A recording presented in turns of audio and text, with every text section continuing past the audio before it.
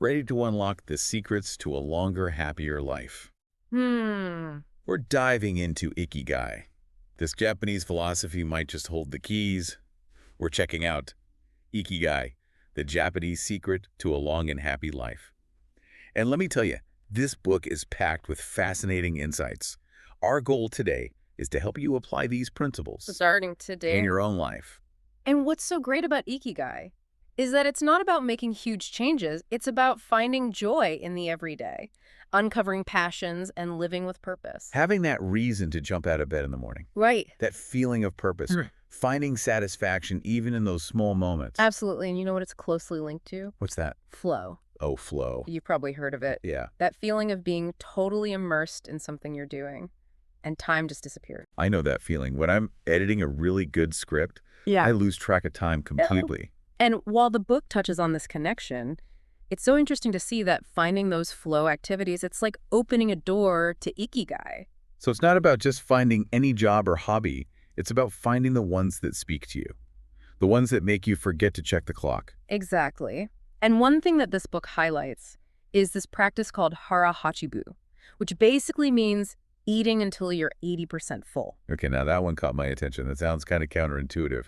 Most of us eat until we're stuffed. Right. Yeah. But think about it. How often do you finish a meal and realize you ate way more than you needed? Yeah. Hara hachibu is all about turning into your body, eating mindfully and stopping when you're satisfied, not overstuffed. So instead of just emptying my plate without thinking, I could try using smaller plates. Or maybe even pausing halfway through to check in with myself. Exactly. And the fascinating thing is this practice, which by the way started in Okinawa. It might be one of the reasons Okinawans are known for living such long lives. Wow, really? Yeah, it ties into that connection the book makes between a healthy mind and a youthful body. It's not just about going to the gym then, right? This book talks about keeping your mind active, learning new things, and having new experiences.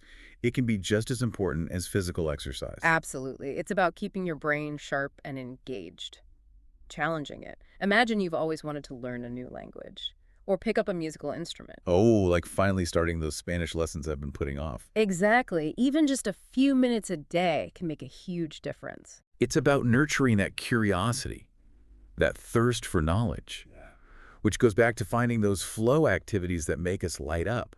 I love how this all connects back to Ikigai. And speaking of finding joy in unexpected places, the book tells this really interesting story about an elevator operator in Tokyo. When I think dream job, I gotta say elevator operator isn't exactly the first thing that comes to mind. Yeah, not exactly high on the excitement list, right? Right. But this guy, he approaches his work with so much joy, real enthusiasm. It really makes you think differently about those everyday things we usually just don't even notice. So how does he do it? How does he find Ikigai in being an elevator operator? It's a great example of microflow, finding these little moments of joy hidden in our everyday routines. It's about perspective. Okay, I'm listening. Give me an example. Like, imagine this. Instead of just zoning out on your commute, you use that time to listen to a podcast. Maybe catch up on the latest episode of The Deep Dive. Now you're speaking my language. Or even just think about something like folding laundry. Not exactly a thrill a minute, right? True. What if you turned it into a mindful practice?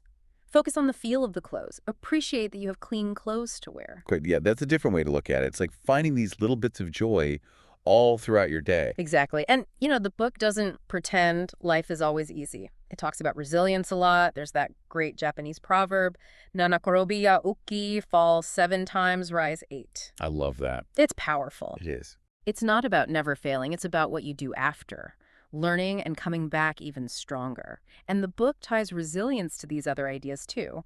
Wabi-sabi, finding the beauty in imperfection, and ichigo-ichi, appreciating that each moment is unique. So it's about finding those silver linings, embracing the ups and downs, and just appreciating the moment you're in. Yes, wabi-sabi is a reminder that perfection isn't real. What's truly beautiful are those imperfections, the things that make us unique. It's like that handmade teacup that's a little lopsided. It's got so much character. I love that. And then ichigo-ichi encourages us to really be present, to experience each moment as if it's the only time you'll have it. Because in a way it is. Life is constantly moving and changing. So how do we actually do that? How do we incorporate Ichigo-ichi into everyday life? Because it's so easy to just get caught up in the day-to-day and forget to appreciate those little things. Totally. It can be as simple as putting your phone away when you're talking to someone you care about.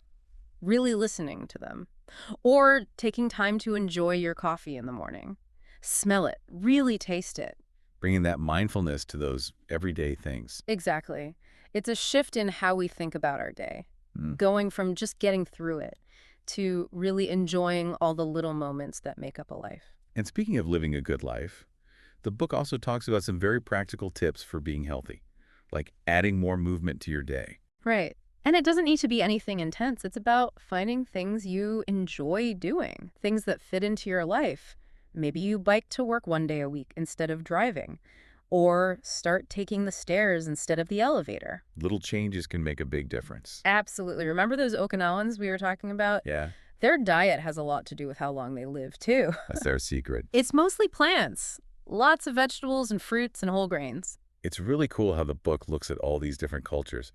Okinawa, Japan, Sardinia, Mm-hmm. Italy, Loma Linda, California, all these blue zones where people are living way longer than average. It is interesting, right? Yeah. And even though they're all over the world, they have so much in common. They've all figured out the Ikigai thing. Yeah. What are some of those things they share? Well, they're big on community. They have a strong sense of purpose. And their daily routines focus on things like moving their bodies, reducing stress, spending quality time with the people they care about.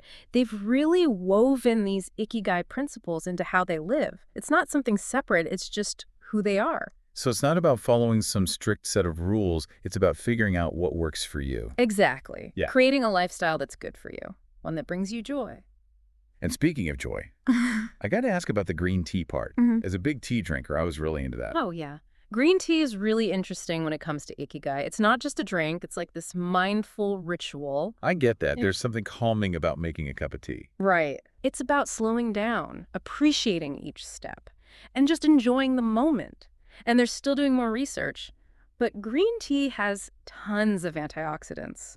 And some studies have shown it has a bunch of health benefits. I think I'll enjoy my next cup even more now. It's the little things, right? That really is. Building these small, mindful things into our day, it can change everything. Love that. Yeah. So it's not just about the green tea itself. It's about the intention behind it. Exactly. Finding moments of peace in your day. And the book has some really inspiring quotes from people who've lived to be over 100, people who are really living this Ikigai philosophy. Those are always my favorite. The wisdom of people who have lived such long and fulfilling lives. What were some of the ones that stood out to you? So many fascinating insights around Yeah, this. so many. But let's get practical. How do we actually find our own Ikigai? That's the big question, isn't it? Right. The book has some really good advice, though, and it really focuses on those small things you do consistently. Little steps each day that can lead to a more fulfilling life. So you don't have to quit our jobs and become monks or anything. No, not necessarily. It's more about those little course corrections, like tiny tweaks to your routines and how you think about things. And over time, those little things make a big difference. Okay, that feels a lot more doable. Yeah. So what do those small steps look like? It could be something as simple as taking 15 minutes a day to work on something you're passionate about, or finally calling that friend you haven't talked to in ages, or even just spending a few minutes each day thinking about what you're grateful for.